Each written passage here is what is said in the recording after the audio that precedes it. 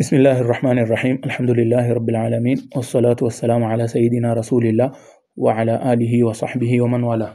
قال تعالى في محكم تنزيله: قل أوحي إلي أنه استمع نفر من الجن فقالوا إنا سمعنا قرآنا عجبا يهدي إلى الرشد فآمنا به ولن نشرك بربنا أحدا. أما بعدكم shukuru Mwenyezi Mungu Jalla Jalalu na kumtakia penzi chetu bwana mtume rehma na amani zifikie. Tumefika katika maelezo sasa. Bwana mtume akirudi kabla kuingia Maka akapita sehemu inaitwa Wadi Nakhla, akakaa pale siku kadhaa. Bas hapa Wadi Nakhla, la ilaha illallah muhammadur rasulullah, alipoketi bwana mtume sallallahu alaihi wa alihi wasallam, Mwenyezi Mungu alimtumia majini wakaja wakamwamini bwana mtume sallallahu alaihi wa alihi wasallam. Angalia, yani Mwenyezi Mungu kama yomwambia bwana mtume Muhammad, kama hawa wanadamu hawakutaki hawawezi kuokoa, basi sisi twakutumia twakutumia majeshi wetu wengine, yani twakutumia majini na wao wakamwamini. Hapa taban twajua ama twasoma kuwa hawa majini wako, kuna majini ambao ni Waislamu na kuna majini ambao hawajasilimu. Kama vile sisi wanadamu kuna watu waliosilimu na kuna watu ambao hawajasilimu. Na pia twajua kuwa bwana mtume sallallahu alaihi wa alihi wasallam ametumilizwa kwa majini na wanadamu upande wa taklifu. Bila shaka lazima mu'min aamini kuwa bwana mtume sallallahu alaihi wa alihi wasallam ametumilizwa kwa majini na wanadamu upande wa taklifu. Lazima tuamini mambo kama haya. Mwenyezi Mungu akieleza habari hii katika Qur'ani, mwanzo wa suratul jin, itoje qul uhiya ilayya, ambia bwana mtume aseme qul uhiya ilayya annahu istama'a nafarun minal jinni faqalu inna sami'na qur'anan ajaba yahdi ila ar-rushdi faamanna bihi walan nushrika birabbina ahada. Kwa kifupi ni maelezo, manake aya takriban 15 zaeleza habari ya hawa majini. Mpaka aya ya 15 yaeleza majini walivyokuja wakasikia Qur'ani, wakastaajabu, wakaamini, wakasema khalas hawafanyi tena shirki, wataacha yale mambo ya kishirikina. Bwana mtume sallallahu alaihi wa alihi wasallam akafurahi sana, manake hii ikawa kama kumkhafifishia yale mashaka na zile, yani ile utasema kufukuzwa na yani kupigwa mawe kutokana kule Taif. Basi hawa majini walipokuja wakaamini na kuwa kumkhafifishia ile machungu. Na pia katika surati al-Ahqaf Mwenyezi Mungu asema wa idh sarafna ilayka nafaran minal jin yastami'una al-Qur'ana falamma hadaruhu qalu ansitu falamma qudiya wallaw ila qaumihim mundhirin. Yani hawa majini kwa kifupi ni kuwa hii aya hii yaeleza kuwa Mwenyezi Mungu aliwapeleka majini wakamsikiza bwana mtume sallallahu alaihi wa alihi wasallam mpaka ikawa waambizana, yani waambiana, hebu nyamazeni tumsikie huyu ama tusikie haya maneno. Kisha zilipoisha yani qiraa cha mtume sallallahu alaihi wa alihi wasallam, wakaondoka wakarudi kwa majini wenzao mundhirin kumaanisha yani wao sasa ndo waonya. Yani waangalia wankuja wakasikia ile dawa ya bwana mtume, hapo wakarudi kwa watu wao wafanya dawa, wawaonya, waambia wateni mambo haya, fanyeni hivi, hii ndio tauhidi na nini. Mwenyezi Mungu anaendelea kusema qalu ya qaumana inna sami'na kitaban unzila min ba'di Musa musaddiqan lima bayna yadayhi yahdi ila al-haqqi wa ila tariqin mustaqim.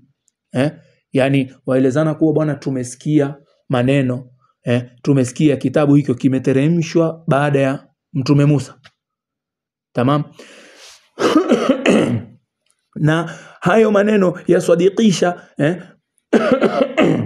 la ilaha illallah muhammadur rasulullah, yasadikisha yale yalotangulia, na pia yaita katika hidayah, yahdi ila sirati mustaqim, yaita ama yaelekeza ama yatuongoza katika ndia ilo mustaqim. Asema ya qaumana ajibu da'i Allahi wa aminu bihi yaghfir lakum min dhunubikum wa yujirkum min adhabin alim.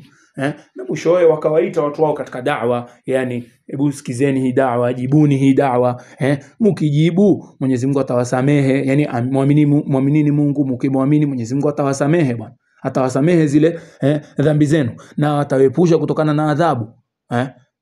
Atawepusha kutokana na adhabu ile kali, haitaki mchezo, adhabu hiyo ile kali. Angalia hawa ni majini wamekuja wakamsikiza Mtume sallallahu alaihi wa alihi wasallam kwa muda mchache, washaamini na washaanza kazi ya nini? Kazi ya da'wa. Hapo wakaanza kazi ya da'wa. Almuhim ikawa ni faraja kwa bwana Mtume sallallahu alaihi wa alihi wasallam, ikawa ni sahal hapo bwana Mtume sallallahu alaihi wa alihi wasallam akaelekea akarudi sasa kutaka kuingia Makka. Taban baadhi ya riwaya kueleza kisa hiki cha kuja hawa majini ni kwa bwana Mtume sallallahu alaihi wa alihi wasallam alikuwa yuwaswali na ikawa yuwasoma Qur'ani kwa namna ambayo ile Qur'ani yasikika. Kwa hivyo alikuwa hata hajui kuwa majini wako pale, lakini bwana yani Allah jalla jalaluhu ndo akambainishia katika hizi aya zilizotajwa. Naam, na ile siyaki ya aya tukiangalia tunaona kama ambaye bwana Mtume sallallahu alaihi wa alihi wasallam kweli alikuwa hajui kuwa wale majini wamekuja. Tamam, lakini akaja akajua Mwenyezi Mungu alipombainishia. Naam. Kisha bwana Mtume alipofika sasa hapa karibu na Makka, ikawa sasa fikra ni tutaingia vipi Makka. Na wale watu wa Makka taban wataka kumuua, wataka kumsumbua. Kuna kitu tulitaja, masala tulitaja tukizungumzia watu wa Habasha walipokuwa watarudi kutoka Habasha, tukasema wengine waliingia na kitu yaitwa itwaje jiwar. Wanaingia chini ya jiwar ama protection ya mtu fulani. Yani kwa mfano wewe ingia sehemu wasema mimi naingia hapa katika mji huu, fulani ndo atani protect na yeye ndo yuko responsible. Mimi sitofanya kitu cha kuharibu mambo na yeye ndo atani protect. Sasa bwana Mtume akatuma mtu kwa mmoja katika makoreshi wale wakubwa. Tamam? Akiitwa akitoka itwaje Khuzaa. Akiitwa Al-Akhnas bin Shuraig.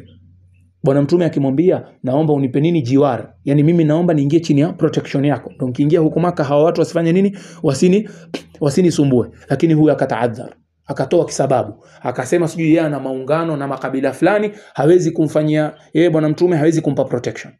Basi akajitoa huyu. Bwana Mtume akatumana tena kwa nani? Kwa Suhail bin Amr. Huyu Suhail bin Amr akasema angalia, sisi bwana tutoka kwa Bani Amir, kabila letu ni Bani Amir na nyinyi ni Bani Kaab, na sisi Bani Amir hatufanyi nini, hatuwapi protection watu wa Kaab, watoto wa Kaab hatuwapi nini protection. Pia huyu akajifanya nini, akajitoa. Basi bwana Mtume sallallahu alaihi wa alihi wasallam akatuma kwa mtu wa tatu akiitwa Mut'im ibn Adi.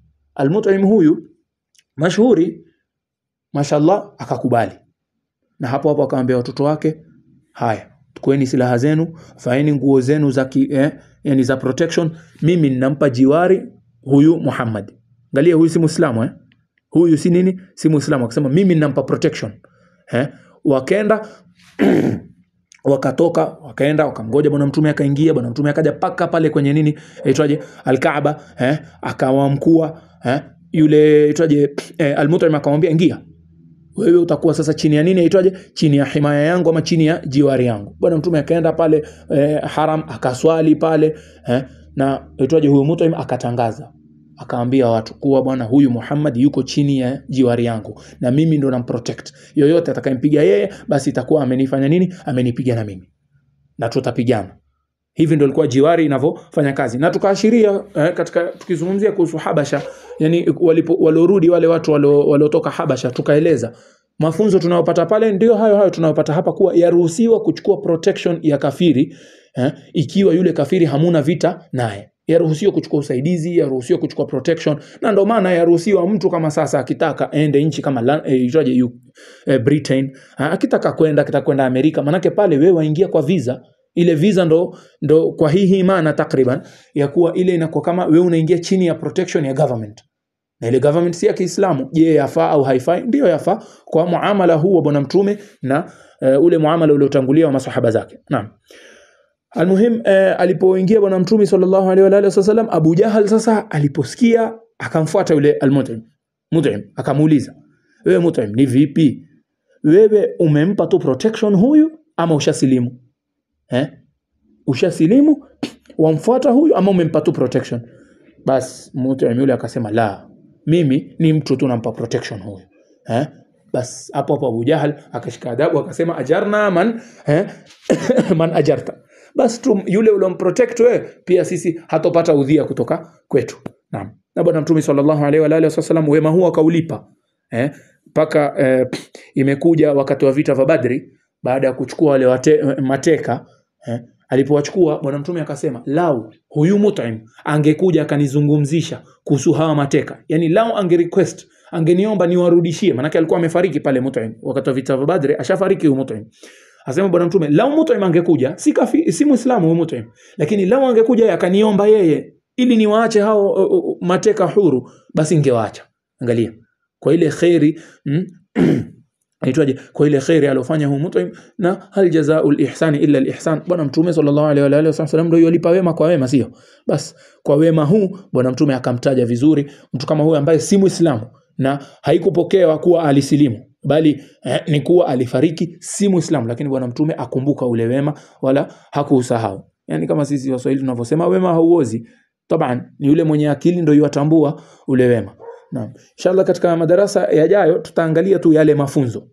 Tushaeleza yani yale matukio, sasa tutaangalia yale mafunzo kidogo kwa undani kutoka mwanzo wa hiki kisa cha Taif mpaka hapa, kabla ya kuendelea na pande zingine za sira. Sallallahu ala sayidina Muhammad an-nabiyil ummi wa ala alihi wa sahbihi wasallam, wallahu a'la wa a'lam.